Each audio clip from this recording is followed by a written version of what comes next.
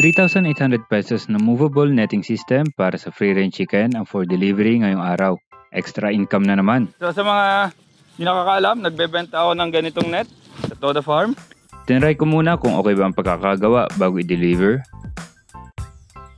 At pagdating, dinemo ko sa mismong buyer. Tara! Okay, meron tayong netting system dito na for delivery ngayong araw. Pero bago ang delivery, syempre, kailangan nating i-test kung okay ba at tama yung pagkakagawa. Break-in period pa rin ni 15 kaya sige lang na sige. Pero dahil si John Paul na ang gumagawa ng ating mga equipment, kailangan ko i-inspect muna bago i-deliver. Ngayong araw na rin ang deliver at inspection. Kaya inilatag namin yan at itinayo. In 10 minutes, may instant product na tayo ng mga manok. Sa mga hindi nakakaalam, dinevelop ko itong product na ito way before pa. Nang nag-uumpisa pa lang ako mag-alaga ng mga manok for my convenience and the health ng mga manok. Ipinasa ko kay John Paul ang business na ito, kaya siya ang gumagawa. May percentage lang ako para naman sa royalty syempre. Taga-inspect na lang ako.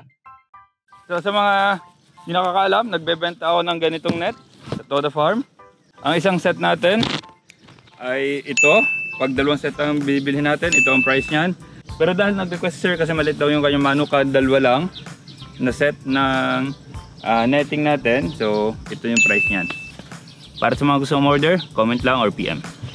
At ang final verdict sa ginawa ni John Paul, pasado. Kaya nimpis na ulit namin. Diba ang bilis rin lang? Very efficient. Kinarga na namin at bumiyahe. Okay, tara! Dumaan kami sa Siupawan na pinagmemerendahan namin ng college. Walang kupas, ganun pa rin kasarap. Nakarating na rin naman kaagad. Hinakot na namin. Napagtawalan pa nga ng aso. Wala namang kumagat sa awa ng Diyos. Mabuti na lang. Ang mag-asawa ni Sir Elwin at Ma'am Adora ang nakatira dito. Retirement home nila. Nagkwentuhan lang ng konti. Ang kambing, kamusta? Okay naman? Okay naman po, wala naman pong pasawal. Tumambay at nagmerienda. Halatang ako sa baybay si Sir. Inisa-isa pa naman kumusta ng aking mga alaga. Yung baka, okay naman. Okay din. Di ba? Nanganak na isa, di ba? Opo. Ba't isa nanganak?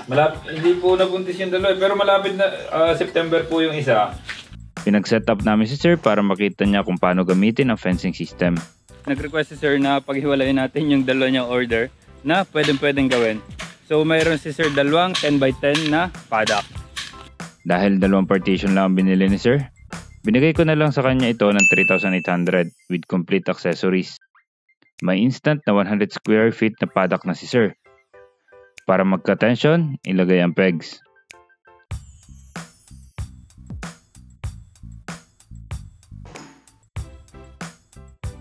All done. Nagbayad na si Sir kaagad at baka daw makalimutan niya eh. Thank you Sir. Para sa pangalawang paddock, dinugtong lang namin para tipid na sa isang side. Mas malawak na rin ito. Daw mukhang lapis kasi may tusok na side.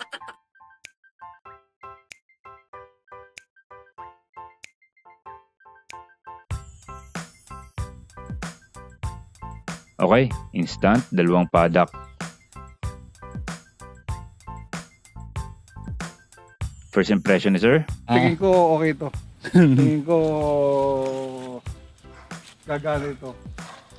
Ipakita rin natin ang area ni Sir. Ang lawak, cozy at spacious. Ayos na ayos. May mga ilan na rin mga alaga si Sir. Delivery done. Break-in kay 15 at additional nakita. Yun lang. Peace. Kung naghahanap kayo mga Call of Duty ng instant na ulam, ang Spicy Chicken Pastil by Garapon ni Call of Duty ang sagot dyan. Kaya bili na kayo ng Spicy Chicken Pastil by Garapon ni Call of Duty. Available ito sa mild tsaka sa extra. Sarap na rin. Sarap! Bili na kayo! Bili na! Katulad namin, nakatatapos lang ng chore sa farm. Masarap na ulam at walang mahabang preparation.